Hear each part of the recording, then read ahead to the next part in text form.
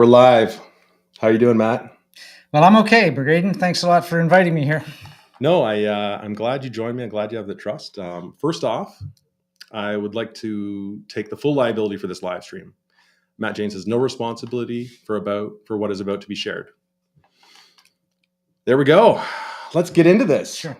Okay, so I'm on Facebook, and I see a post pop up, and this post is it has you in it. And now I know you, not well. Like I didn't have your phone number or anything, and I anything like that. But I know you work in the community. You've done a lot of amazing things as an entrepreneur and for other entrepreneurs here. And so this has you, and you're throwing the was it like the double bird salute? Let's call it that. Yeah. And I'm like, what is going on? And then there's a person, and he comes on the profile, and he's got that picture on there on a post. I created a nonpartisan, just go out and vote post, because I just met Andrew out and about randomly in St. Thomas, Andrew Lawton, who's running for the riding for the Conservatives here. And I was getting a bit fired up, about all the different things that I'd heard and all this stuff. And I wanted to kind of like work it out. And then I ran into him. I was like, this is amazing. So I was like, hey, how you doing? He's like, good. And I was like, I have a lot of people that would like me to do an interview with you. And you know what he said? He's like, no, really? Because like I heard you didn't want to do an interview with me. I was like, no, I would love to. If I just wanted you to reach out to me. And he's like, oh, well, normally it works the other way. You reach out to me. I was like, okay, well, I'm reaching out to you right now. Like, let's do an interview. He's like, great. And so then he paused and he said, well, what are you going to interview me about? And well, I said, well, I've got a laundry list of things. Let me tell you, Andrew, so many things I want to ask you. And then we got into it. And I went through all the things because like my main concern is based on his past history, whether or not he's going to be able to look after the well-being of all the residents in our community. Because that's my biggest concern. Like if he's done the work after the things he said, by all means, absolutely. Like you can represent us. But if you haven't, then maybe this isn't the right time. So as a resident here and as a voice in the community, I felt it was my duty to say something. So we had that conversation, and he said he was here to represent the people and that. But he said after I asked him all the questions that I asked him, he said he'd get back to me on whether or not he would actually do an interview. And you know what, Matt? Andrew never got back to me. I sent him a follow-up email. No reply. Saw him at the ag all candidates meeting. And, maybe he wasn't avoiding me. Maybe he was. I don't know. It's hard to say. But he didn't talk to me that I can remember. Well, I was there. Recording it, which I will share. I'll record, and I recorded the whole thing, and we'll get that out. Things have been a bit busy though. We've got the Impact Awards coming up for the chamber, so I've been running around. But I'm going to bring this back. I'm going to bring this back to you. Okay. So you've thrown the double bird salute, and it got captured on a picture. I see it come up on my profile, and I'm like, "What is going on, Matt? What have you done? What have you done? Like this is crazy. You're working with the Liberal Party at the time, and I was like, oh boy, and you've got your pin on." So I'm trying to figure out what happened. So I messaged this person that posted it, and I say, well, I didn't message. I commented back. And I was like, what's the context? And then I called you. Right. I got your number. We talked on Sunday night. I got a call from another friend of mine, and I said, you know what? I want to go to the mat on this one. Pun intended. I was like, I will fight for every member of our community all the way, but I'm not going to expose their name or bring them into the public sphere like that without their permission. And I know you're a stand-up guy. I don't know you that well, but I know from all the good work you have done in this community that you are a stand-up guy. And I was like, Matt, I will go tooth and nail with these, whoever this is. Because is it a bot? Is it some kind of a provocateur? Is it some kind of like right-wing thing that's happening here?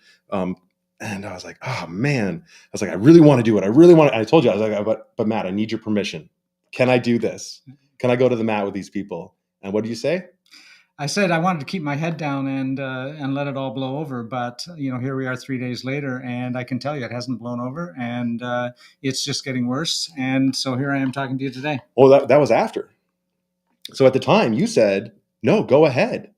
You can go at the guy. Like, because I was asked you if I should delete it or keep it up, and I would go toe to toe with him. And then you said keep it up because I didn't want to delete it, because one of the things, and anybody who knows me and most of the people around here do, is I don't censor stuff unless it's a personal attack. Now, I shifted that over the election, and there's a reason for that I'll get into later on. But I shifted that a little bit, and I'll just do it now. The reason I shifted it is because I want to put up a mirror to society. And one of the issues that we've been having in our community is that we've been siloing, where, the conservatives all go in one camp, the liberals all go in another camp, and they're saying these nasty things to each other, but most of the time they just have it happening, in private silos. And I wanted to bring it out into the open so I can screen capture everything, and then we can have a dialogue about it later, because established media is actually an art project for me. It's like my magnus opus. And so I've been doing that. And then after the election, all that nastiness, I can tell you right now, I'm going to delete it. It's gone. I don't want any of that anywhere near my community, but I needed to do it in this moment in time so that I could show the community what's happening and work towards healing. So anyway, rolling it back. You said, go ahead. I was like, your name's attached to it if he doesn't delete it. So I was like, I can't just like delete it and then put it back up without your name attached to it. It's like, your name's attached, your face is attached to it. He's tying you into the David Goodwin campaign.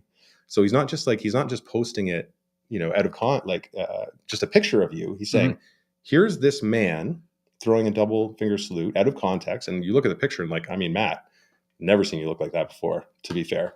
We'll get more into that later on why that was. Sure. But so he does that. And then he posts a picture that he's stolen off of David Goodwin's campaign social media, which has you at a place in town. And he's circled your face and he's like drawn it down to David Goodwin. He's like, look, David Goodwin, liberal. Blah. And you're like, okay, come on. That's not appropriate. Yeah. I know, okay, Matt, you operate outside of other people's things. And it's like, you can't just because someone's associated, you can't destroy the other person because of that association. It's not right. I don't like it. It shouldn't happen in our community. And I'll call it out every time. So that person did that. So then that's a trigger for me. Okay. I'm on it. I'm like, whoa. And then he posts a liberal meme of people voting. I think it looks like they're voting for the liberals and then they're going to the poorhouse. And then he's got you as a cartoon figure drawing the salute. And you're like, okay, now this is clear bias. I see what's happening. I put up a nonpartisan post because I just met Andrew and I was like, okay, I'm going to chill. Sounds like we're okay. He's going to call me. I'm just like, whatever. We're going to have this talk. All this stuff is going to get out there and we're going to be a better community because of it. And yeah. So I was like, nonpartisan, there's nothing in there. And I'm trying to be nonpartisan. I have a bias. I've clearly stated it. But I'm nonpartisan. So I was like, not only am I going to be nonpartisan, I'm not going to show any bias in this post. I just want you to get out to vote. And it was because I was at a birthday party over at the St. Joe Center. Right. Vote early. Vote early. Yeah, get her done. And we were there. And I was like, I can vote early. And I found out you can't vote at that location because the federal election rules are actually different. So anybody who's listening to this, the federal election rules are actually different than the provincial ones. You can't just vote in the same places. Mm-hmm. So I was like, okay, I can't vote here. But then I was like, okay, I better share that. So I shared it out. I said, the different voting places need to go to different places. Or different people need to go to different places. You got to look at your card, do all this stuff. And then this person starts trolling it in an attempt to get people to not vote for the Liberals with your picture, which again, shocked that Matt Janes is the one that was in that picture. And then I start going at the guy and I'm just like, context. Because also, as anyone knows, I want to know what's true. I'm not going to pull it. If you've done it, I was like, I don't think Matt's done anything horrendous, but if you had, I wanted the context because I'm not just going to censor it for no reason, even though I like you. I was like, in good conscience, based on everything I've done over the past 6 years, I can't just do that. So I need context. Otherwise, we're going to have a conversation. Great. And I think that's what journalists do. Yeah, but I'm an artist. Oh, you're a journalist too. No, I'm just an artist. I love journalists. And part of the project is to make sure that I can help journalists. Because what I'm doing right now isn't something that a journalist could do. Now, journalists can take what I'm doing and they can share it with the world. But what they can't do is what I'm doing right now because I'm taking on massive amount of liability by even having this conversation with you right now. But the reality is, I have the liability coverage. I have millions of dollars that, if someone comes after me, I can fight them through the courts with, because I set up my corporation to do exactly this. And if my corporation burns to the ground protecting any of the people like yourself or the businesses in our community, I'm okay with that. I just want that to be very, very crystal clear as we get further into this discussion. Now, I don't want that to happen, obviously, but I think that morally, it's more important to fight for the people in your community and the businesses if you can. And in this case, I can. And we're going to get further into like some of the people haven't been able to have that fight, and that's okay too. And we're going to get further into that later on. Okay. But so we're going to swing back to what we were talking about when I was talking to you, and I was like, okay, Matt, I'm gonna show that this guy is out of line, and he's gonna know he's so out of line by what I say that he's gonna pull the stuff.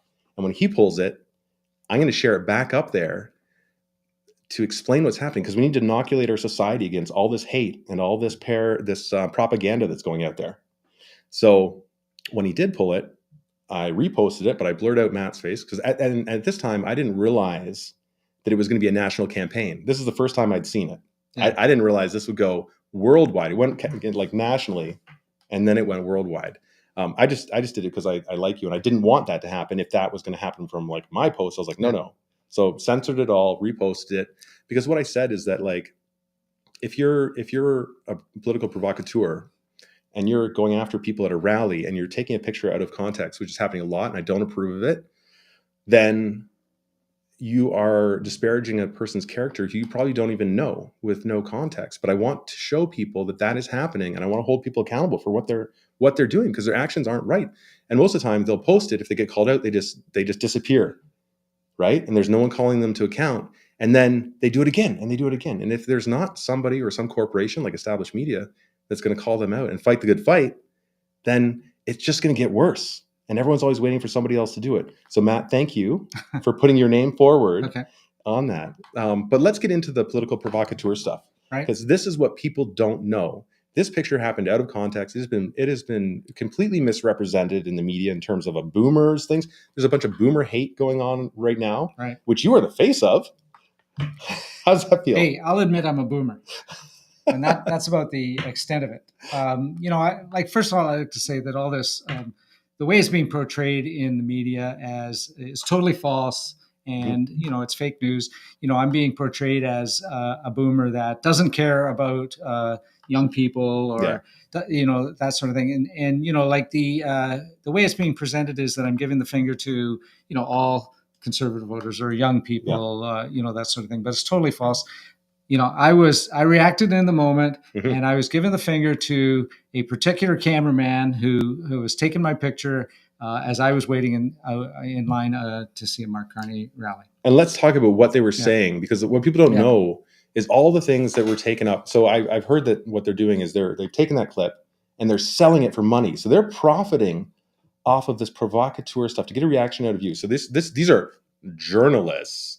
And what they're doing, so-called journalists, is they will provoke someone for, like, how long are you in line for? Well, we got there, and it was a long line up to get into the rally. It was in Brantford on Friday night. It was a beautiful evening, and there were probably hundreds of people in line. So as the line slowly made its way into the where we had to check in, we were probably in line for about an hour. But all that time, there was a group of these these people, which like I call the F Trudeau crowd. Yeah. And I think we've all seen them around, even in St. Thomas, the big flags, the caravan with the, conspiracy theories painted on it and that sort of thing. They were there. There was a bunch of them, and, they were yelling and harassing the people in line. And it wasn't just me, but there were lots of people there, and other people from St. Thomas as well too were there. They were yelling at us, in some cases calling us names. I heard the word pedophile. So they were really, these are really nasty things. Like, if someone called me a pedophile, Matt, I might have done exactly what you did. So this was going on, and the crowd was getting angry. The people in the line were getting frustrated and upset, and there was some back and forth. So there was some yelling back and forth. By the time my wife and I got up, close to the front, and there were cameras everywhere. Yeah. They're walking up and down the line, Yeah. filming and taking pictures of people in line. Yeah. For what purpose? I don't know. I mean, Mhm. it struck me as kind of strange. But as the line moved slowly, and we were getting angry. Just before we went in through the check-in, this guy came up to me with a camera, stuck a camera in my face, and I reacted in the moment, and I flipped him the bird, the double bird, as you like to call it. Yeah. And Double bird salute. Double bird salute. We'll just call it the salute from now on. You gave him the salute. I gave him the salute. That's excellent. Yeah. And so really, I was reacting in the moment. It was directed specifically at that, that cameraman and the crowd of these provocateurs around him. And did they have any of the provocateurs in the shot when they showed the picture of you? No. Oh, they didn't show the people that were actually instigating? No. In their out of context photo? Right. Yeah. So it was I felt that, I was just reacting in the moment. Obviously I regret doing that now, but I was naive at the time. I didn't know that. Do you have any media training? Of course not. No, I'm just a guy. I'm just a guy. I was a businessman. I'm retired now, but I was naive and didn't think anything of it. We just basically turned our back and went in and enjoyed the rally. But those people were there from before the time we got there and until all the way through the rally. And, as we were leaving, they were there yelling at us as well, too. So what were they saying when you were leaving?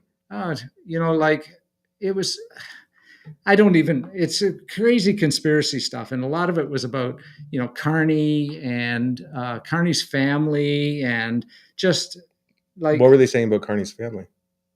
Well, you know what I suggest is you find the video, because there's a video circulating online of these guys with the megaphones yelling at not just us, but the Carney people and the media that were there covering it. Yep. And there's a lot of stuff online about that. And, that's all I'm going to say about it. That's fair. That's fair. Yeah. So, it was on the weekend then. I got a call that said I should check my social media. And I went on my Facebook and there was hundreds of comments already by that point. I shut down my Facebook account right away, but it was too late. This was out there, and they were basically attacking me and people I know and organizations that I've been with in the community. So it's been a hell of a week. Been a hell of a week. I mean, that's got to take a bit of a toll on your mental health. Yeah, I mean, it's been stressful. My wife and I are both upset. I know that I've got a lot of support in this community. People have been reaching out to me, and that feels good. People I know, people who know me, have been very supportive. But it's still this image of me is being circulated, not just in our community and our writing, but all over. And it's to the point where my wife is a little bit self-conscious about going out in public because of the negative attention. It's really affected us. I was hoping it would blow over right away. Yep. It hasn't. It's just gotten bigger. And now, of course, the mainstream media is involved as well, too. So I've decided to speak out about what's happening to us. And, this story shouldn't be about me. Yeah. It's not. It's much bigger than that. Yeah, it shouldn't be about me. We need to shine the light on this right-wing media ecosystem that takes will do anything and attack anyone and hurt anyone to try to achieve their goals. Right. And what I want them to think, I want these people, I know they're going to watch this. People don't know how far my content goes. They're going to watch this, and I want them to think about if they'd done that to a child from our community and that child didn't have the support that you had, right? Like I was a child and I didn't have a lot of support as a kid. And, I'm going to be completely honest with you right now. Like I was teased mercilessly as a child. And like I was suicidal at a certain point because of it. So if this had happened to a child who didn't have the same support and the defenses that you had, it could have made them suicidal. It could have someone so far over the edge that It goes past being able to take it back. And that's what I want these provocateurs and these nasty people to understand. If you're not going to have the morals and the ethics in what you're putting out, I would ask you to turn off your camera and walk away. That's all I'm saying. Because you're talking, it's bigger, and inside my heart, I feel that. I feel that rage to protect the people. Yeah. And like, I want to protect you, but I'll protect everybody. But I'm glad it was you, just because you have the ability to like deal with it. Well, I'm dealing with it, Raiden, and you know, like, I'm sure we'll get through this, but it's been difficult. Now, you know, they're attacking me and my images all over the place, but you know, they're also attacking other organizations in the city that I have some association with or I used to be part of. And it's totally out of line. Like, for example, I used to be a part owner of the Railway City Brewing. Yep. And you know, since this has blown up like this, the right wing trolls, propagandists, and that have been attacking Railway City with posts on their social media, bad reviews, and abusive phone calls. Very abusive. Yeah, and so. And it's been over 2 years since I sold my share in Railway City Brewing, and I'm still a minority shareholder, but and I'm still I still keep close to the people who work there. They're great people. Because you're great people. They're great people. And this is really totally out of line to attack a local business, possibly hurting their business because of what? Right. Yeah. Some provocateurs that think it's going to be funny to attack a person and then go after every single connection, friends, family, businesses, organization that this person, this good man here in our community is connected to, and they're going after them. They've got no connection to our community. So kindly off. Yeah. As far as I'm, And, and if that wasn't bad enough, like they're even attacking the local yarn shop, Little Red Mitten. My wife started the business, ran it for a number of years, but sold it over 6 years ago. And they're attacking Little Red Mitten. Same thing: social media posts, bad reviews, that sort of thing. And again, when they dig in, when these little financial trolls dig in, and they want to point something out, they're going to find out that you own the building. And they're going to go crazy about that. Like, oh no, he lied. He doesn't own the business, but he owns the building. There's all these financial ties. Let's get them all. And like, that's the face they're going to make. And it's too bad because this, it's a woman entrepreneur that owns the business now. And we support her. Like, and I support women entrepreneurs in different areas around the city. And, there's just, it's totally out of line. It's disgusting. And, what I'm trying to do is, speak up and try to find a way to, shine the light on this, nastiness that's going on. And I don't know the answer, but, I'd like to start a discussion about how we can get back to normal dialogue. And that's what we're having right here. And thank you for joining me in this, because I called Matt this morning and I just to check in. I didn't know this was going to happen. This is not a plan for me today. We've got the Chambers Impact Awards. So I was prepping like crazy for that this morning. I had a doctor's appointment I had to go to this morning, then to the Impact Awards, and now here. But this is so important to me. And we're going to get more into this later. But in terms of like what's happening right here, I'm a Quaker, and like religion is very important to me. I don't talk about it a lot. It's not something that I know it makes people uncomfortable. So I'm like, it's fine. It's my own thing. But like, I've been spending a lot of time in silent worship and meeting, just thinking about how to handle all these different things. And what I came up with is I'm here for the fight.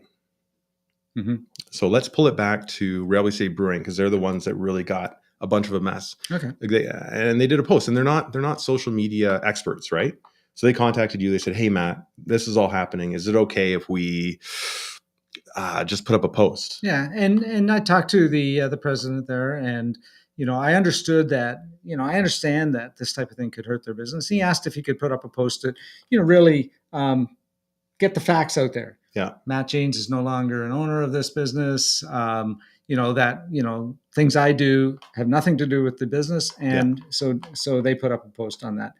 And then they didn't mention that you have a minority amount of shares. So people have been calling that out as if they're liars now too. And like, come on, guys. So they didn't mention the shares. So I think it's very let it stand on the record. They're happy to know that Matt owns some shares in the company, and but he has no ownership and control, and no operation at all. I'm not involved with the business at all.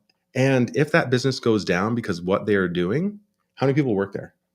25 maybe altogether. Yeah. So about 25 people will lose their jobs in our community, and these are people from all political backgrounds. These are right-wing trolls, but they're gonna be making people potentially lose their jobs through their actions that are of the same mindset to a certain extent, not quite as far, hopefully, but they're gonna if they tank that business, if what they're doing tanks that business, all those people lose their jobs. Like, do they not care about people? And these provocateurs that did this in the first place, they know exactly what's going to happen. They did it. They did it with glee.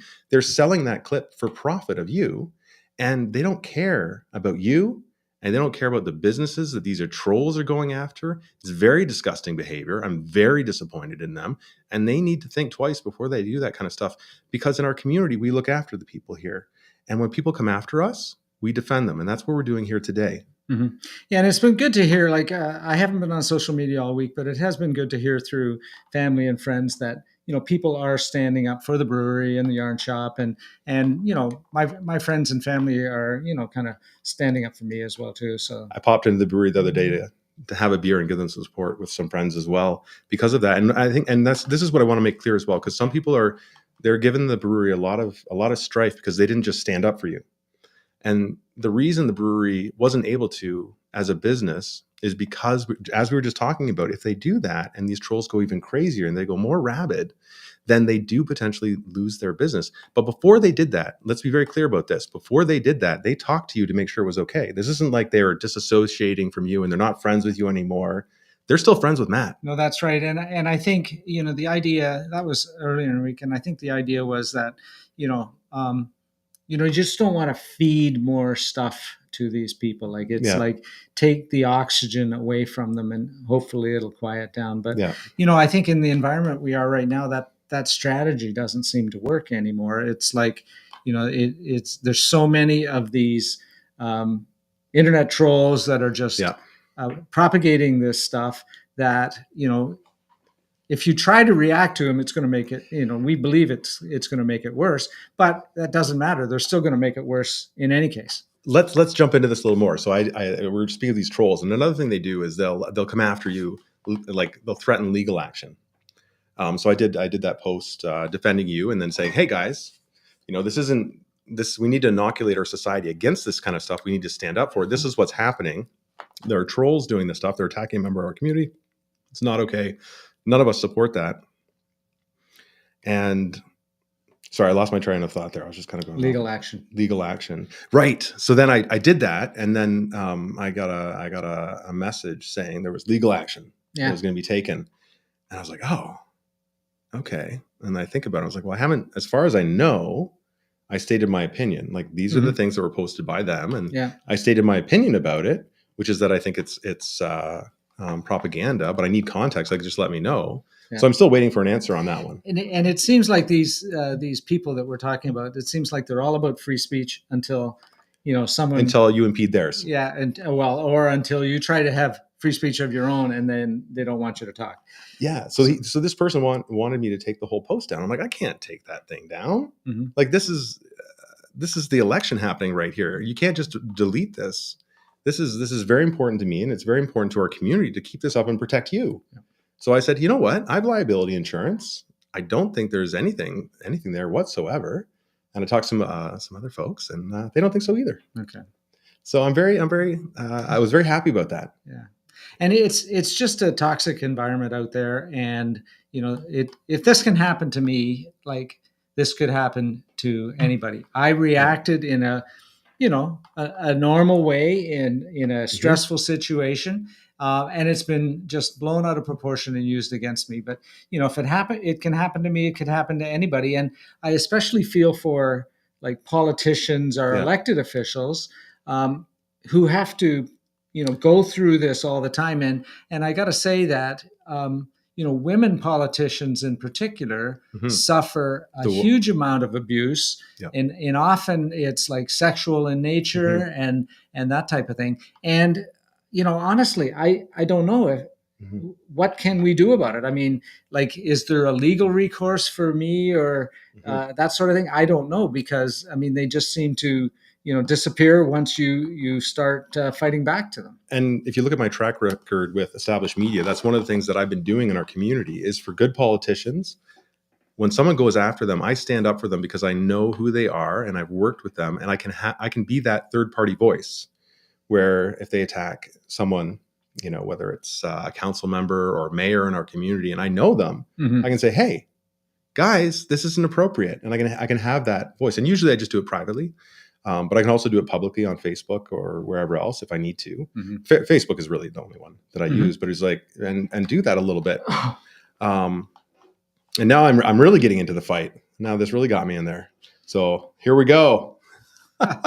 Well, I hope there's a way that this, obviously confronting these people is a good way to do. So the work that you're doing is really important. But I think what I think we really need is for more people to stand up against this harassment and abuse from the right wing trolls and the right wing propagandists, and in particular, like our elected officials, even from all parties, should stand up and speak up against this sort of thing. We know that the federal Conservatives. We know that Poilievre has ties to rebel media, and outwardly or not, he supports what they're doing. Yes. We saw that on TV on the French language debate the other day. And stay tuned, because we're going to get into that a little bit later.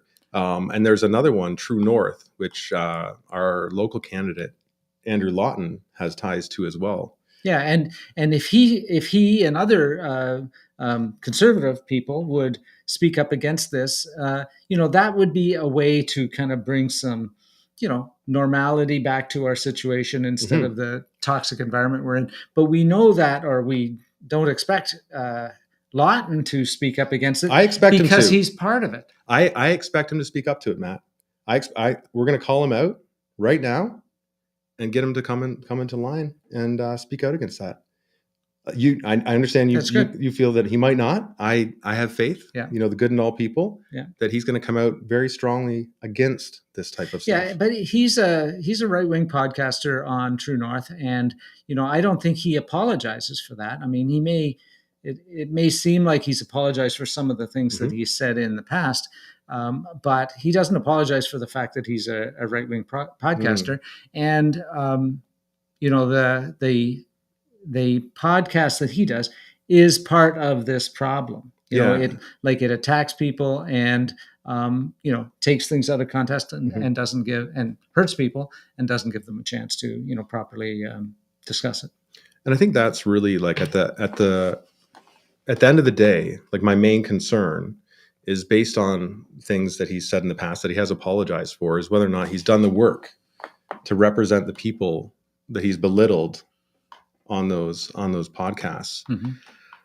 And he said sorry, and he said he has mental health and stuff. But for me, it's like, have you done the work? Like, have you really taken a look at all this stuff? And are those communities voting for you because of the work that you've done? Like, do you have the support there? Like, it's easy to say sorry. It's a lot harder to make amends. And those comments were years ago. So it's a matter of like, there's been years to do it.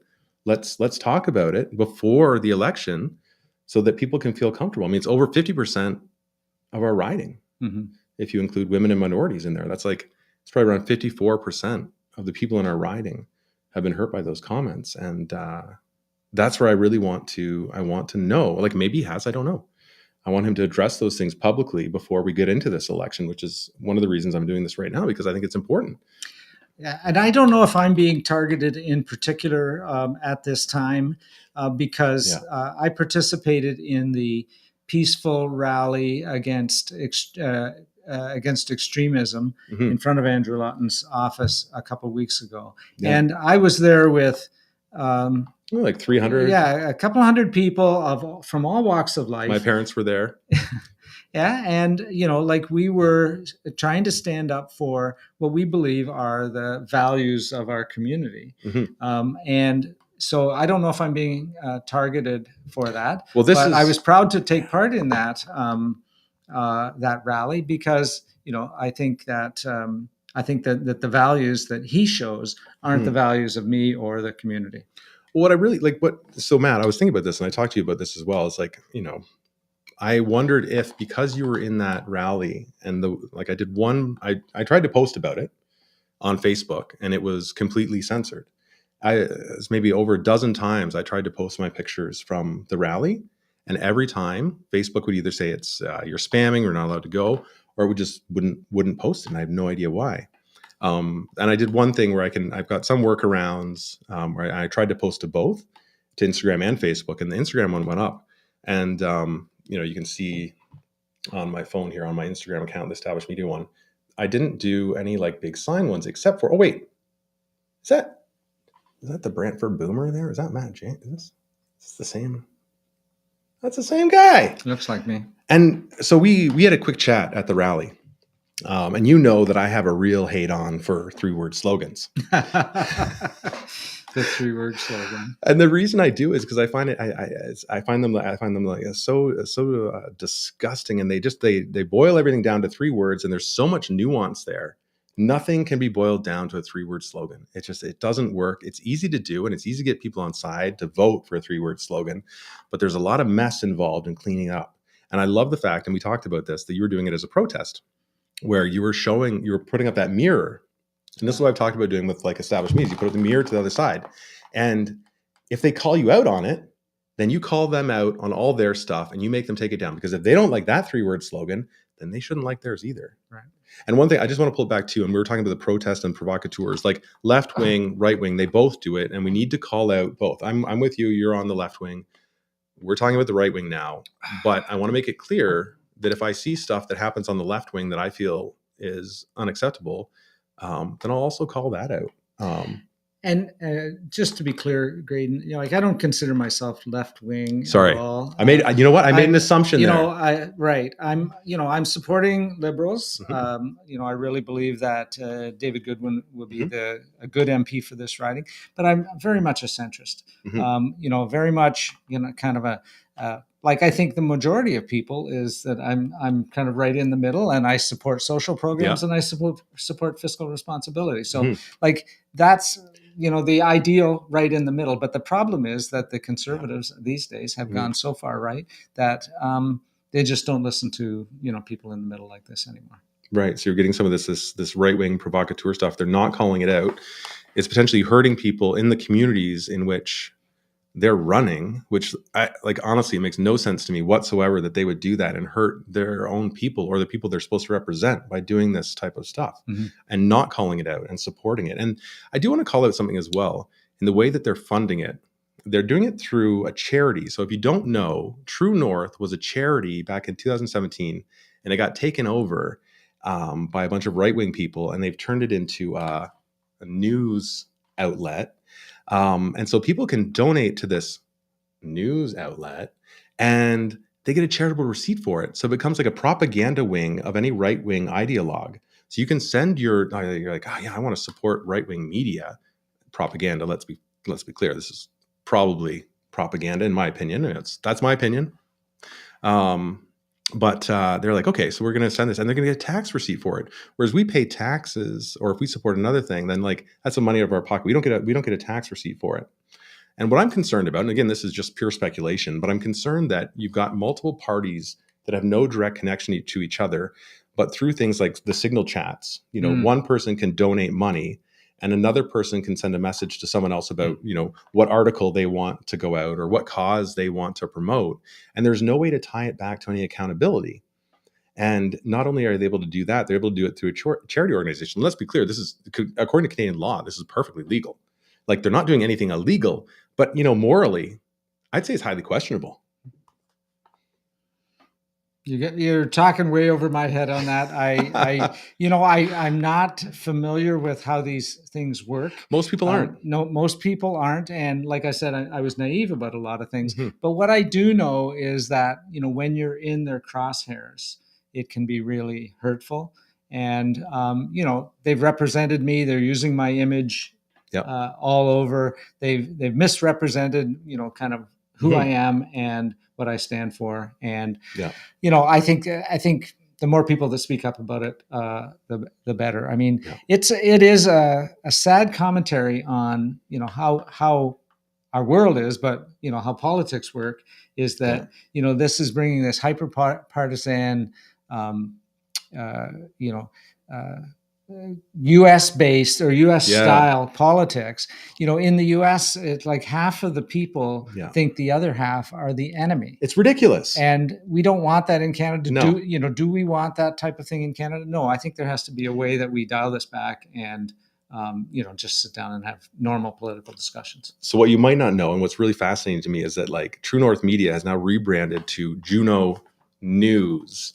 So like you've got Fox News in the US, and now we've got Juno News in Canada. And again, like this is pure speculation. And honestly, like if I've mischaracterized anything, I'm just an artist. I'm not a journalist. So correct me. Like let me know. I'll take a look at the facts, and then I'll publish corrections to anything I'm doing. Because the reality, I'm just here to get to the truth. I want to find out the truth of all these things, and I want to call them out, and I want to have those discussions. So it looks like Juno News or True North has branded over to Juno News to do similar things to like Fox News, but different because they get charitable receipts. Mm-hmm. So it's like, it's crazy. It's this weird thing. And of course, like Andrew Lawton's tied in with all those people. They've scrubbed his name from the pages there. But you have to wonder, Matt, if there's a protest there, and again, this has been portrayed on the right wing as like a rabid, crazy number of people. I as a community member, I tried to say what I do is inoculate these messages, and I protect people from these lies. And I wanted to get the post up on Facebook and say this was not a rabid protest. Like my parents, who are like in the late 60s and like 70s, were there, and I had a photo, and I wanted to have it online of my mom looking back and smiling at me with my dad with these other people, so that image would inoculate us against this idea that there was a rabid protest out on Talbot Street where people were screaming and going crazy. There were people from all walks of life, all ages there. There was a good contingent from the LGBTQ community, but just a lot of normal people, young and old, men and women. I do want to call one thing out that I heard, though. I heard that somebody accused a company of trying to drive into them on the road when they were going across the street. And it's not true. So if you've heard that rumor, it's not true. They went to the police. They pulled the cameras. I'm part of the Downtown Development Board. And we helped fund the downtown cameras so that we could help our community. And in this case, that company was able to go to the police service. They were able to pull the footage and say, okay, it's clear that vehicle was not trying to hit one of these, the protesters. So we need to call that stuff out too. Like, if you're on one side or the other, don't jump to conclusions. Take a breath. Think about it. It was a peaceful rally, and certainly for all the time I was there was honking and there was waving. But like for St. Thomas, the community really came together, and it was intended for, and it was a peaceful rally against extremism. Yeah. And I think it turned out that way. And what I really would have loved is if Andrew Lawton had shown up for it, because it's easy to talk to your people, right? The people that are on, like, quote unquote, your side. But the hard thing is in a riding is to go to talk to the people that are angry, the people that have issues. And if you don't show up for them when they show up for you, there are concerns. And he didn't show up there. And no, we were in front of his office, but there was no one in the office that day. Yeah. And these were not rabid, crazy people, according to the rumors. I want to make this very clear. They were not going crazy. They were not rioting, as some people have characterized it in social media right now. There was no rioting going on. I was there for most of the time, unless it happened in the last hour. I think I had to leave for the last. Were you there all the way through? Yeah, till we broke up. Okay, so first-hand account. It's time. Let's leave, and that was it. Yeah. So you were there the whole time, and there was no rioting. no rioting. No riot. Okay. Yeah. So even though Facebook won't let me put those pictures on my Facebook page, you've heard it here, folks. It's odd that they wouldn't let you, because those pictures were in like the London Free Press and other media around here too. So one thing I want to say about that is that one of the things we can do to combat this type of right-wing journalism is to support local media. And so if you have the opportunity to get a subscription to, paid subscription to different media, Canadian media, local media, that sort of thing. You should do that. Elmer And Express. Aylmer Express is a good example of an independent media outlet. You should do that, and it's in little ways like that the average person can help. Support local media and maybe stand up to some of this type of stuff. Yeah, exactly. Because without journalism, true journalism, and without the protections against this propaganda, everything goes to hell, in my opinion. And we need to fight it. And that's what I'm doing here today with you. And if you support the journalism. So just one final thing I want to say, finally, is that, this story shouldn't be about me. I mean, those people have taken something and made it a story about me. But I think, the reason I'm speaking up is that we need to turn that around. This should be a story about how those right-wing media, those right-wing ecosystem, the trolls, the propagandists, we have to shine a light on that. So I'm using my voice to kind of flip it around and, ask everybody that, to look at that. Like, my picture was all over the place. Yeah. But why isn't there a picture of these people that are attacking me broadcast the same way? So we need to really look at what's going on. And, this shouldn't be a story about me. I don't want it to be a story about me. I want it to be a story about how we can improve our media system and, kind of reduce some of this vitriol that's out there. Yeah. And you would call it out if it was on the left as well, wouldn't you? Sure. But I don't, I'm not an expert on this. This is the first time I've had this type but of as a moral person, a person who cares about people, if you saw this happening, right. What would you say? Well, the same type of thing. Why would they attack a regular person who's trying to be involved in the community? Why would they attack him and businesses and his family and everything else? It's not right. Yeah. And especially when they're doing it to influence an election. And that's where, in my opinion, it becomes propaganda, because they're saying, like, look at this horrible person. And they're not saying their affiliation, right? They're not admitting their bias in terms of like where they're going to vote, all these things, because they're hiding behind a shield. They're saying they're nonpartisan, but here's what happened. This is the truth. Meanwhile, like we said, they've cut out the whole front part where people are going wild and rabid and saying all these nasty things, but they don't put that in the clip. It's crazy. It's crazy to me. So did we talk about Red Mitten? Well, I mean, the craziest, one of the odd things about this is that my wife used to own the local yarn shop, Little Red Mitten. She started it, ran it for a number of years, but sold it like over 6 years ago.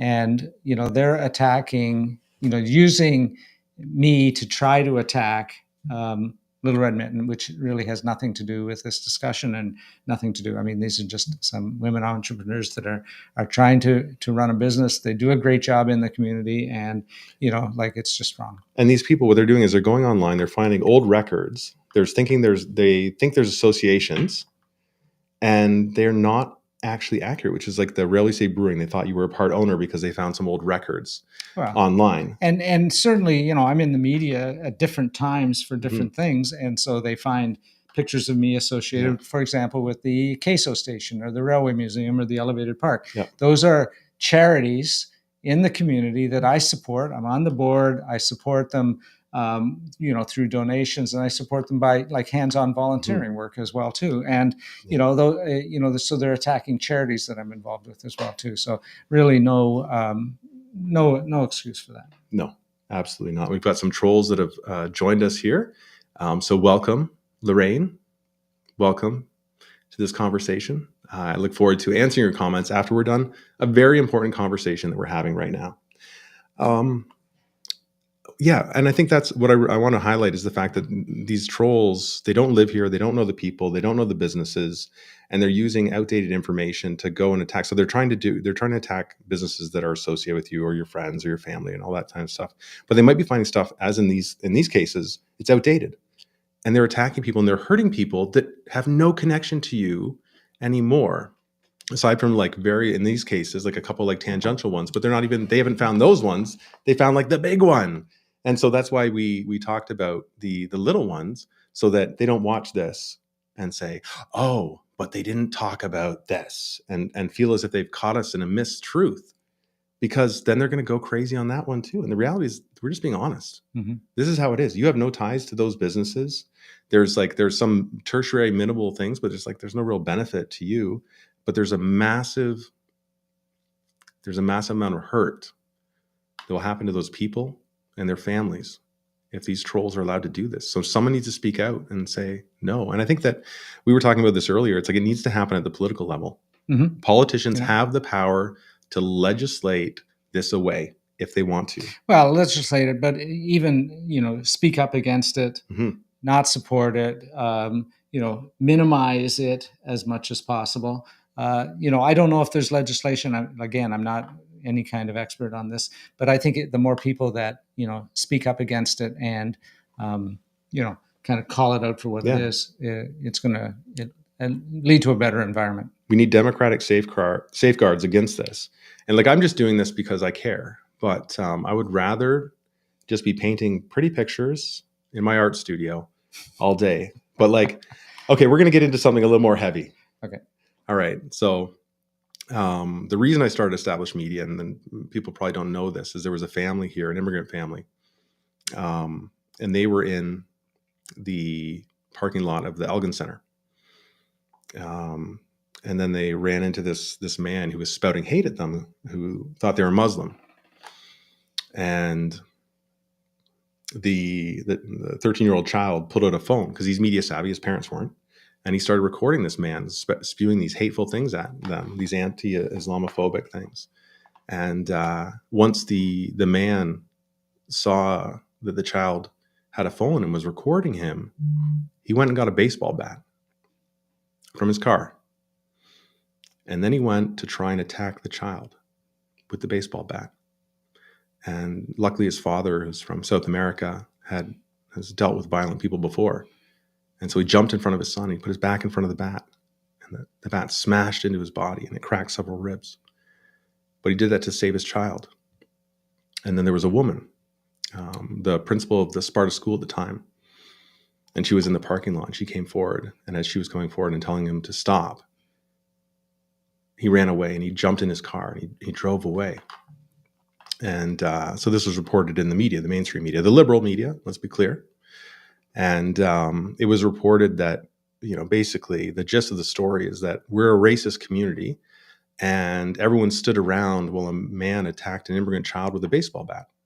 Now, I was in Toronto at the time working on a CBC doc. And I heard this and Matt, I hadn't been back that often, maybe a couple times a year. It was one of the things I wanted to come back more, but I was working very hard in film and television. And I said, that's not my community. That I know a lot of people, and yes, I've heard racist things and I've spoken out against them. But I don't know a single man from our community that would attack a single white man from our community that would attack an immigrant child with a baseball bat. And I went to bat for them. And I started messaging every single media company out there from CTV to CBC and so on. And I said, hey guys, you've got this story wrong. We're not a racist community. What you're doing is you're actually causing strife by misrepresenting our community. And what you're doing is you're causing tension between the immigrants in our community and the white men in our community by putting out this false narrative, because you haven't done your research. I know there were more people there had to be more people stepping forward, or there was only one person in the parking lot when it happened. And, the reporter, and I got really mad at CBC because they did a clickbait headline. It was something along the lines of, meet the only woman who stopped the racist bat wielding attack, a man attacking a child, or something along those lines. And I was like, that's clickbait. You're CBC. You're doing clickbait. You can't do that. That's you've got public funds, all this stuff. And I was like, I love the CBC. I still love the CBC. But I'll call them out, as I will call out anybody that steps out of line in that way. And if they do it, and there's serious repercussions. And I saw the serious repercussions coming in our community because of that act. And I was like, if I don't speak out, if I don't connect in with people and figure out what happened and try and heal some of those wounds, it could get worse. It can always spiral out of control. So anyway, the whole narrative is that there's this, racism has spread, from London down to St. Thomas now, and it's just getting more. And the London Free Press loved it. They wrote a whole article about this, and I was like, "What are you guys doing? Don't do that." Because you're building on this tension. I'm positive you don't have your facts. I'm checking them. Do you have your facts? And then the CBC reporter who did the story got back to me, and she said, well, as far as the people that I talked to, there was only one person who stood forward. And yeah, we're going to stick with that headline. I was furious. I was like, but there's nothing I could do. I had no voice. I was just grading the artist. I wasn't established media. And so I said, I'm going to build established media to fight for these people. And I'm going to go to every single court case and see exactly what happened. And you know what happened?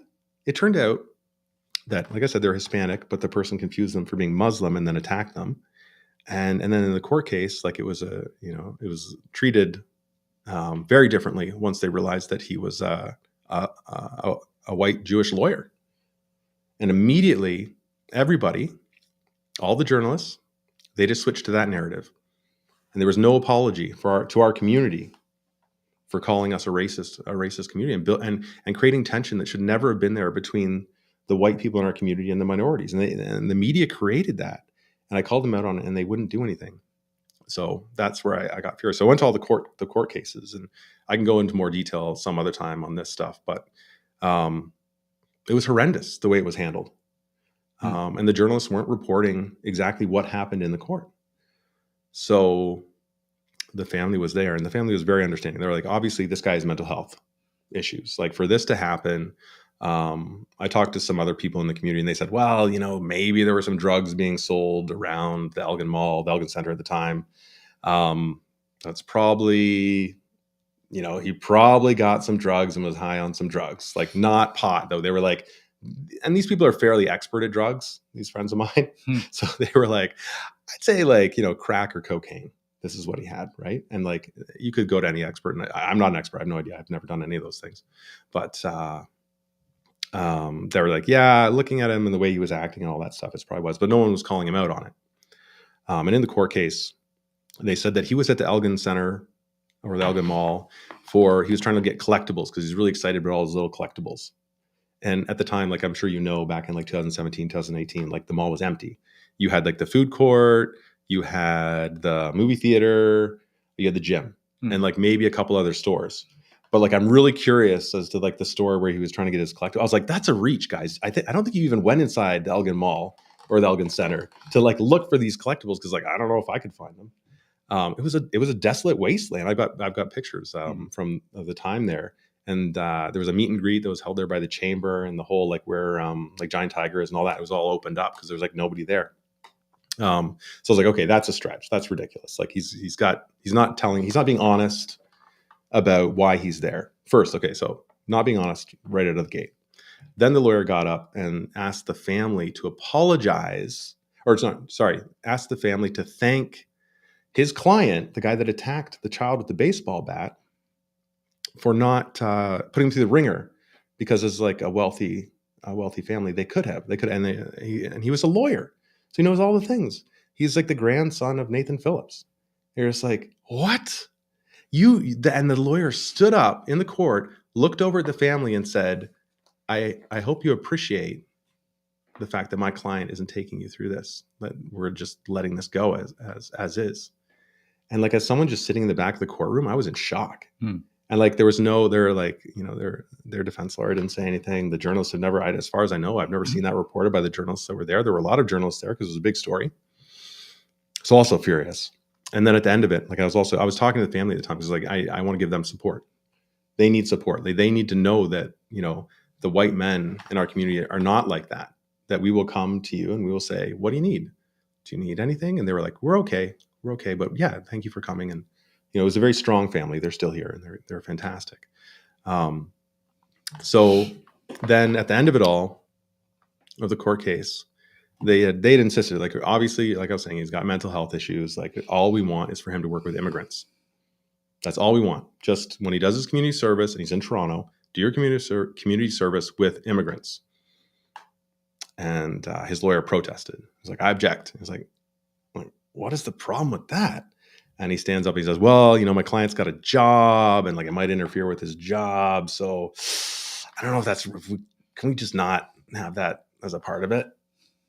And the judge, in all honesty, the judge looks at the lawyer and says, well, okay, if possible, work with immigrants. What I'm curious about, Matt, is whether he spent any of his time, any of his community hours with immigrants. I don't know. But it makes me wonder if his lawyer knew that he was slightly, let's say quasi-racist, and it wouldn't be a good idea to put him in that stuff. But I don't know, and we'll never find out in all likelihood. But can you imagine being that family and you're trying to wrap your head around this Canadian court system where something that like was a racially motivated attack can't be properly prosecuted because they just want to call it pot psychosis. So all of that is to say that's why you started. Yeah, sorry, I got a bit off track there. So I said, okay, I'm going to start a media company and have a following. So when bad things happen to good people in our community, that's great. I have a voice and I can speak out. And that's when that stuff happened to you. Yeah, I was like, I'm here for you, Matt. Good. And it's been a hell of a week, but hopefully it will pass. I mean, I'm sure it will. The immediate issue, I'm sure, will pass. I mean, my image that's being used out there, I'm hoping that's going to die away. But the problem of, the right-wing propagandist media subculture is it's not going to go away right away. It's an ongoing problem. So even after the election on Monday, no matter who wins, I think that it's something that needs to be talked about. It's affecting people. It's hurting people, and I think we have to start looking for solutions. Absolutely, we've got to go to our politicians, and we've got to make sure that solutions are in place for this. Okay. Yeah. All right. Any other thoughts? No. Thank you. This has been an interesting experience for me. This is your first time ever doing something like this, eh? It is, yes. Yeah. No, it's a bit crazy. Mm-hmm. A bit crazy. All right. And I do appreciate the supportive comments that I see coming in on the chat as well too. But I think like I would say, I grew up in St. Thomas. I've lived here for many, many years. The community has been very supportive, and I think in general the community supports lots of good causes. Mm-hmm. There's a lot of volunteerism in this community. There's a lot of engagement. And, I think that's the type of thing that, makes St. Thomas, one of the things that makes St. Thomas great is, how involved the people in the community get. Yeah, absolutely. Okay. Thank you. All right. Now, I have a bit of a follow-up. And I hope you guys stick around for this part. Matt, do you want to stick around for this one? You ready for this? I'll sit and listen to you. Okay. Don't make awkward faces. Okay, that's all I ask. But on all seriousness, I didn't mean to do that. I've got a bit of a statement here. I've been putting it together, and I want to talk about what we're talking about, and I want to ask some questions of our politicians because, like you said, it's our politicians that have to make this change, and we need to know that they're able to. And luckily, because of who I am and established media, I'm able to do this and ask these questions, and I'm doing it. This is it. Welcome to the show, guys. Okay. What you need to know is the large reputable news sources can't call out the harm that is happening here immediately. They can't get into the news cycle right away because they don't have enough proof. They've got to find a whole bunch of different things. So like I can do this as an artist and I can say, I'm going to jump in here and they can sue me. It's fine. It'll go down. It's not like you're taking down an entire corporation with thousands and thousands of people. So if they don't have enough connections between, the provocateurs and their motives and all that stuff, they're never going to say anything because the liability is far too large. By the time they've dug into it enough, it's out of the news cycle, or in this case, the election's over. And the reason the large media corporations don't call it out, as I mentioned, is because the financial risk is too great for them due to the liability. And even if they're right, even if what they're saying is right and they fight it out in the courts, their insurance premiums will get too high for them to operate. So if you have an insurance claim, every time you claim, it gets higher and higher and higher. And these bad operators, they know that. So if something happens, then an individual can just sue that news organization, and generally the news organization will just make it disappear because why would you have that there? You can't fight that fight because it's too expensive for the people that you are supposed to represent. So you have to make the choice. You don't want to make the choice. These news organizations and these journalists, They don't want to stay silent. But because of how litigious all of this is getting and because of the dangers involved, they're staying silent because they're trying to protect the well-being of their employees.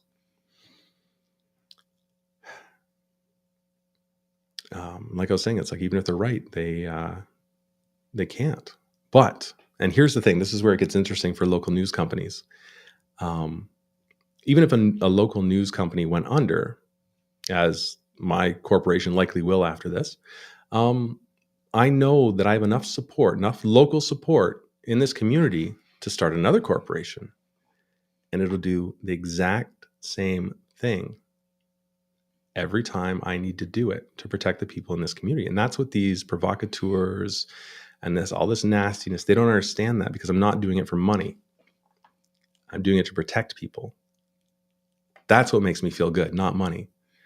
So I'm really excited about this, to finally like reveal this after like 6 years of just being like, just doing it silently and being like, I wasn't ready for it. But here we are. And I know from talking to the people in the community over the past 2 weeks, I've got enough support to do this. And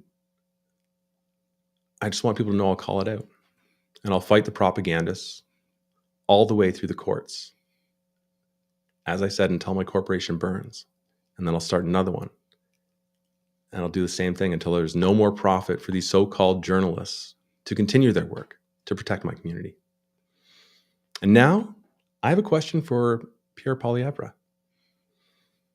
I've read about what is happening in your party, and I have 3 questions for you before this election, because I think they're important questions. And if I don't do this like this, you're probably not going to talk to me. Maybe you won't talk to me now, but at least before this election, I've asked the question. And if people vote for you after this and you haven't addressed it, then at least I did my part. Number 1, how do you plan on uniting the country if you can't even unite your own party? I know what happened during the nomination race here. Everyone knows. You and your team are not talking to a large number of traditional conservatives from this area, and people are concerned. And what I want to know, because I've only talked to a couple of people, I'm trying to keep other people out of it because I just do my own thing, and I realize it's a hard conversation. But have you been talking to people about this? Because my guess is you haven't been. Because if you had, none of the other things I'm going to talk about would have come about, and I wouldn't be forced to make this video. Number 2, the people and the businesses in our community are now suffering because of the right-wing propaganda being produced. First, with our friend Matt Janes, and then with the Railway City Brewing Company, one of the oldest craft breweries in Ontario. Is it the oldest, Matt? One of the oldest. One of the oldest. Okay, I got that. I was hoping it was the oldest, but it's one of the oldest. And now with the Little Red Mitten. And even if you disagree with what Matt Janes did, those businesses have no ties other than what we talked about to Matt Janes. And the current propaganda campaign being waged by outside parties against them, and people's livelihoods, their mental health, and their well-being is being threatened. I've spoken out against it.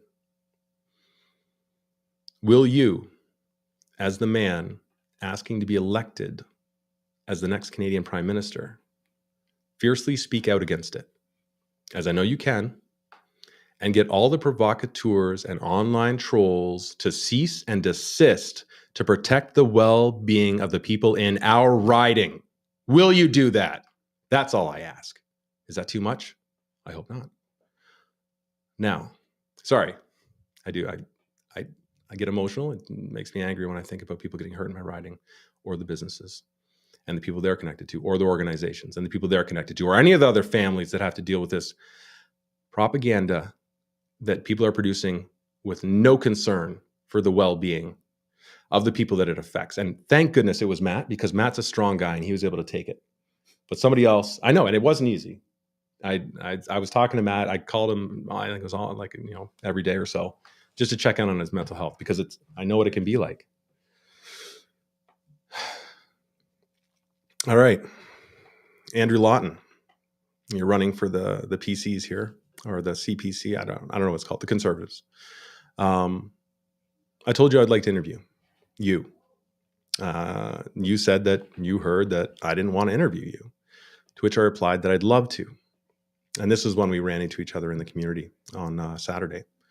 When we ran into each other initially, you agreed to do an interview and you said you'd love to. And then you asked what I'd be asking. Now, if I was a journalist, and I'm not, I'm an artist. I made that very clear. It's this established media is an art project, which I love, because people mistake it for journalism. And, that's the best part, because I want to point out the fact that a lot of journalists aren't doing their job or aren't able to do their job because they're not paid well enough.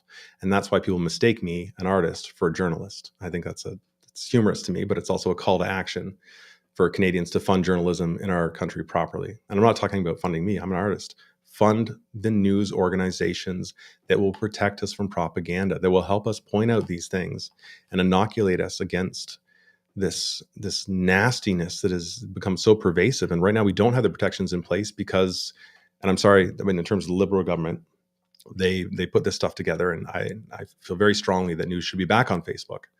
And I think they messed that one up, and I want them to fix it. So pass that one on to the campaign. Yeah. I got no say in what the campaign does. That's right. We were going to point that out.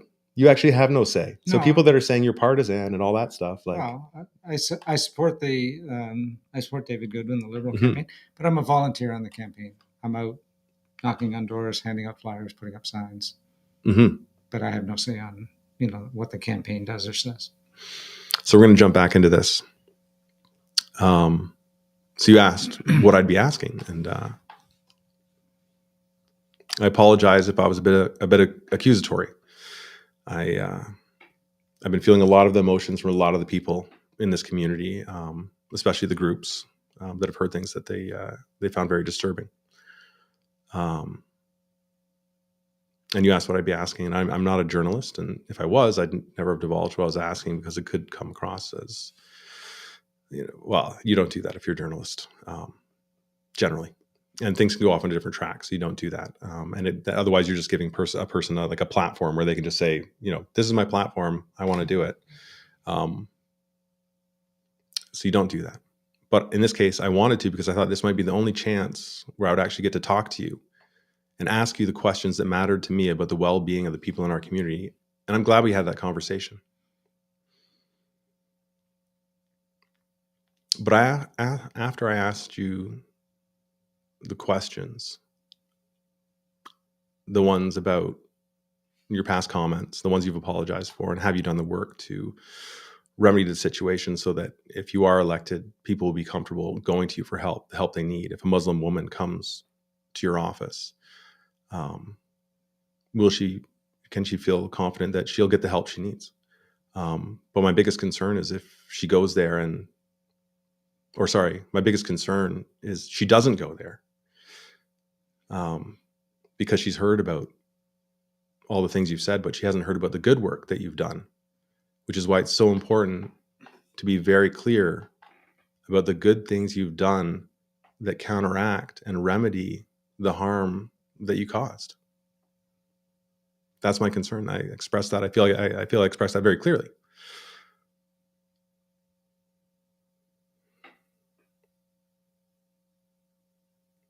And after I expressed that, you weren't as excited to be talking to me anymore. You didn't want that to go on the public record, as far as I could tell. That's my opinion. I could be wrong, but you never got back to me by Monday, which I said, please get back to me by Monday so we can just have this conversation and have it out in the open. And you didn't. So I sent a follow-up email, and I haven't received a reply. And unfortunately, we're on Thursday now, and we're going to an election, and I've got no choice but to put this out and let people know what happened.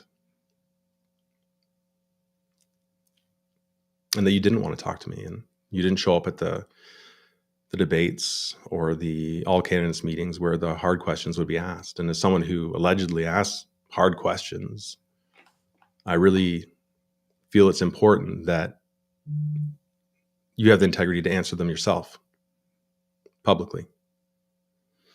You don't need to do it with me. I don't need to be the one there, but I'm giving you the questions so we can have the answers that we need before we go to the polls on Monday.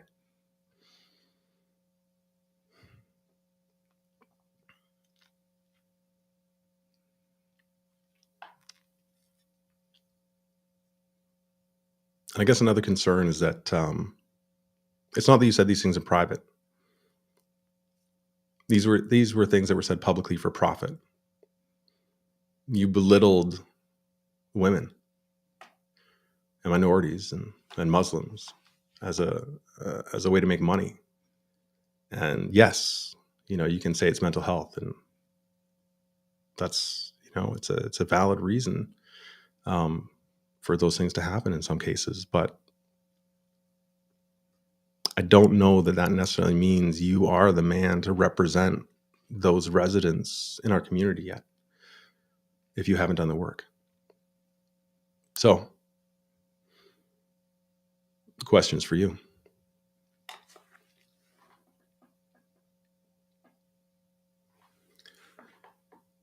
You suffer from mental health issues, and you work with a psychiatrist to address them.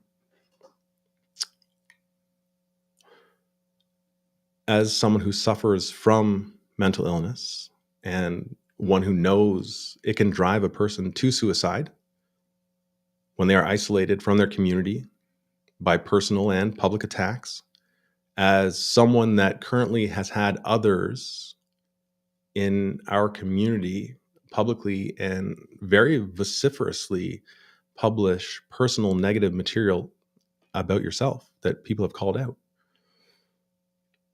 And as someone who has claimed to me in front of witnesses, let's be clear, they were there, they heard what you said, that you will vociferously and loudly support every member of our community, regardless of their political affiliation, race, gender, religion. Have you personally reached out to contact this man here, my friend, a liberal of all people, who has stated he's voting against you? He's voting liberal, or not against you. He's voting for the liberals. Let's make it positive. He's voting for the liberals. Have you reached out to him to see how he's doing? Has Andrew reached out to you? No, I've not heard from Andrew Lawton.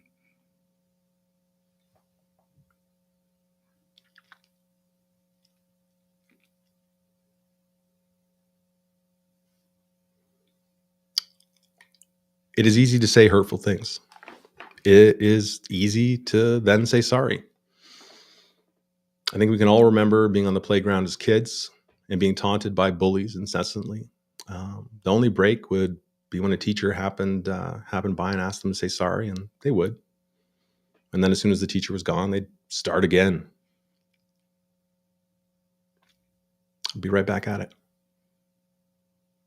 And what a lot of people don't know is I was suicidal as a kid after taunting that I faced.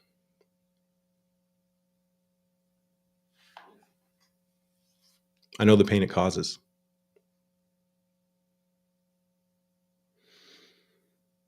Which is why your past comments cause such a concern for me, for the well-being of the over 50% of our community that, as I've said, you've taken money to belittle. I know it was your job. You were paid to do it. But I do have to question the moral fiber of someone who would take money to do that.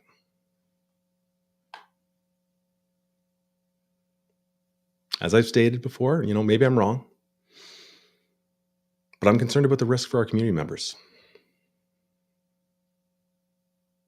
I really hope you've done the work to make amends, but you need to talk about it.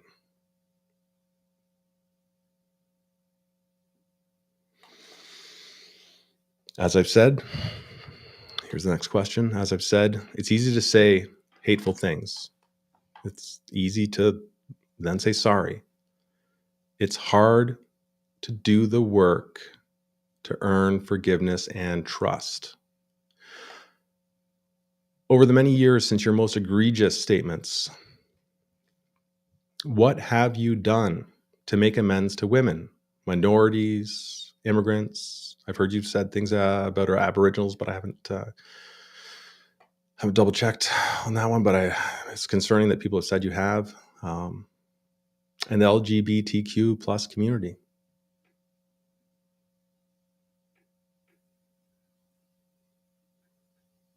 You've had years to do it.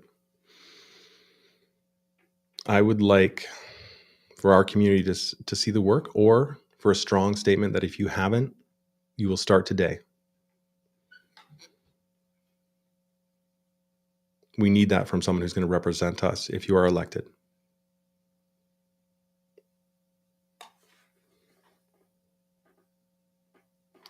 You should also know, because I know people from every section of our community here, and they trust me to keep what they've told me private. Like, they're willing for me to share like what I know, but not who they are. And I've been polling everyone on how they are voting, and as it stands, you have a good chance to win this election. So I have one final request. This is my official way to say it. I said it kind of unofficially before, but if you haven't done the work to make the amends, please start now. And I can connect you up with Matt, so you can actually check in and see how he's doing. That can be a first step. And I asked Matt if that was okay. Yes. And just as a legal note for anyone watching this, I am fully insured for errors and omissions. So if anything I have said is incorrect, please take me to court. I'm looking after you as well. If I'm out of line, if I've done anything inappropriate, there is money there. There's millions of dollars in insurance to make sure that you are protected during all this messiness. However, if anyone comes after me with false claims, I will happily countersue and use all the money that I make to continue to protect the good people, businesses, and organizations of our community happily. And I have also asked community members to screenshot any of the negative comments they may see about me online, and I will fully prosecute anyone that comes after me, my friends, my family, the businesses I'm associated with, the organizations I am associated with, or anyone else in the community. That is my commitment to you. The reality is I don't have a lot of money right now. And the MTO is expropriating my family home for a fraction of its value, I might add. So the timing for this wasn't exactly ideal. But the other reality is I have a lot of friends, and they love me. And they have said they will support me through this as I fight this battle, if I need to. Hopefully it's not a battle. Hopefully we can all get together and just unite and be friends. But if not, they've got my back. Because who needs money when you have friends who will drop everything to help a neighbor in need? And that's what I love about this community. It's what I've always loved about this community. It's why I came back. And that's why I'm asking these questions. Because if I didn't care about this community, I wouldn't bother. This is going to cause me a lot of shit. But I love this community, and I know people love me. And I want to make sure that this community is the same place and will still be the same place that I've always loved at the end of this.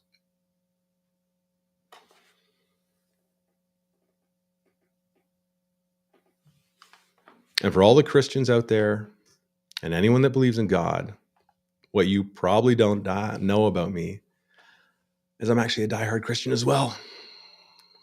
I'm a Quaker. And I want you to know that while sitting in quiet contemplation, God brought me into this fight. I didn't really want to do it. I didn't want to do it at all. But he said to me, you have to unite everybody. And he didn't give me the answers, but he gave me the questions to ask Pierre Poilievre and Andrew Lawton to get the answers that I need. So thank you, God, for that. Because without your strength throughout this, and my family's strength throughout this, and my friends' strength through this, and the different businesses that I called and said, hey, I need to figure out how to fix this. How can we have a happy solution regardless of who gets in? And asking these questions was the answer. Having this talk with Matt was the answer. And I didn't know that this was going to happen until I called Matt just to check in on his mental health this morning. And then Matt says, oh, by the way, I'm willing to do media interviews now, because he said he wanted to stay out. So I was like, no, I won't say anything more about you. It's fine. I did the piece. And I was like, you want to do a media interview about this? He's like, yeah. I just talked to Press Progress. And I was like, okay, well, damn it, I have a lot to do right now, Matt. But for our community, this is more important.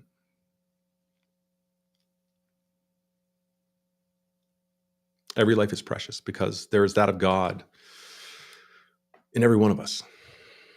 That's why it's so precious. And so for the other Christians out there, all I ask is that you find that Christian light within yourself and you let it shine during this if it gets messy. Please think about what I've said. Truly think about it. And then wait until all the information about everything we've talked about comes out before you make any decisions or take any rash actions. God brought me into this fight. And let him strike me down with lightning to take me out if that's what it's going to take. If anything I say is untrue or misguided, let that happen. I'm happy to have that happen. I have full faith in what I've just done. Let the hand of God, not the hand of man, take me when this fight is done. And let God be the judge whenever I meet him. Now, I know that probably made a bunch of people uncomfortable, and I don't talk about my faith or how strong it is very often, but I think in this context, you need to know. I don't care about money. I will fight this battle for our community to unite everybody. I think it's a contrast to say fight and then unite, but I find it hard to find another way to kind of put it all together. But yeah, it is what it is. It's got, these things have to be said to heal the hurts. And I feel, honestly, I feel that Andrew probably doesn't know a lot of the concerns people have because people are afraid to tell him. So here I am telling him on behalf of the women and the minorities in our community so that we can get answers and we can move forward in a healthy way, regardless of what happens in the election. And afterwards too, and I think that, we really have to look at Andrew's mental health as well in terms of this. Like, I feel like in a lot of ways, I feel like the Conservative Party has sent him as a lamb to slaughter. He's got mental health issues. This can't be easy, being attacked continually in the media. And I don't think that's right that they have put someone with mental health issues in that position to have to deal with this amount of fervor or these questions and things. I mean, maybe it's okay. Maybe he's strong enough to do it, but I really hope that they have the mental health protections in place for him during this time. Because if he, in my opinion, if he gets in without answering these things, without healing those serious questions that people have before he gets in, then it's just going to get worse for all of us. It's going to be gross. I don't want that. So anyway, there is one comment saying that I'm not speaking on behalf of all women, and I'm not speaking on behalf of women at all. Women can speak very well for themselves. I think I'm speaking about the comments that were made and the women that I've talked to that do have concerns about them. I'm not speaking for all women. I can't speak for all women. They can speak for themselves, but I'm speaking for the ones that don't feel comfortable doing it themselves right now as a man. But the other women, absolutely speak up.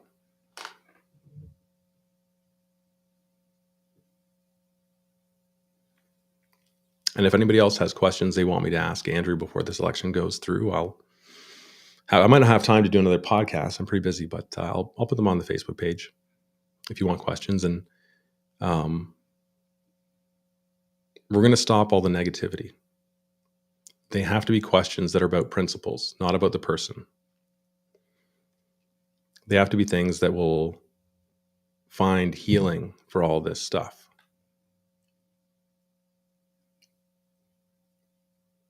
And find a way to bring us all together.